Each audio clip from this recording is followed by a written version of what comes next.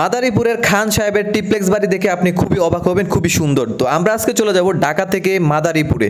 So মাদারীপুরে যাব আমাদের কাঙ্ক্ষিত প্রজেক্টে এই কাজটা আমরা খুব সুন্দরভাবে করাবো। কীভাবে করবো এটা নিয়ে বিস্তারিত কথা বলবো।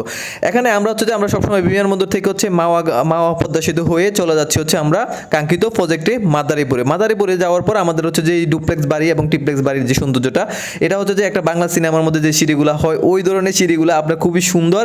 এবং কিভাবে কাজটা করতে হবে একদম রুচিশীল অনুযায়ী আমরা কাজটা তৈরি করতেছি। সো যেহেতু আমরা কাজের পর্যবেক্ষণে আছি, কাজটাকে একদম কোয়ালিটিপূর্ণ করতে হবে। তারপর আমাদের কিছু প্রবলেম হয়ে গেছে, ওই যে দেখেন ওই পাশে বিমের মধ্যে কিছু প্রবলেম হয়ে গেছে, কাভারিং ঠিকভাবে থাকবে না এবং পয়েন্টের মধ্যে রডগুলো থাকবে না। সেজন্য আমরা মিস্ত্রিকে বলছি, নির্দেশনা দিছি ওই রডগুলো খুলে বাকি আবার 2-1 ঘন্টার মধ্যে জয়েন করতে হবে। তাদেরকে নির্দিষ্ট টাইম দিয়েছি, তারপর তারা হচ্ছে যে জয়েন্টগুলো খুলে এবং নির্দিষ্ট পয়েন্টে রড নিয়ে আসছে। তারপর আমাদেরকে বলছে ওকে, তারপর আমরা দেখে তাকে হচ্ছে অ্যাকসেপ্ট করছি। তারপর হচ্ছে এখানে এই পাশে একটা ওয়াশরুম দেওয়ার জন্য জায়গা ছিল, বাট হয়তো বা মিস্ত্রিটা বুঝতে পারে নাই, তাকে আবার দেওয়ার কথা ছিল, সেই জন্য আবার এই জায়গাতে দেওয়া হয়েছে। সিঁড়িতে কিছু প্রবলেম ছিল রডের, সেজন্য রিকমেন্ড করছি, সে হচ্ছে যে ওইভাবে রডগুলো দিছে। তারপর হচ্ছে যে আমরা ডালাইয়ের জন্য উপযোগী করে তুলতেছি।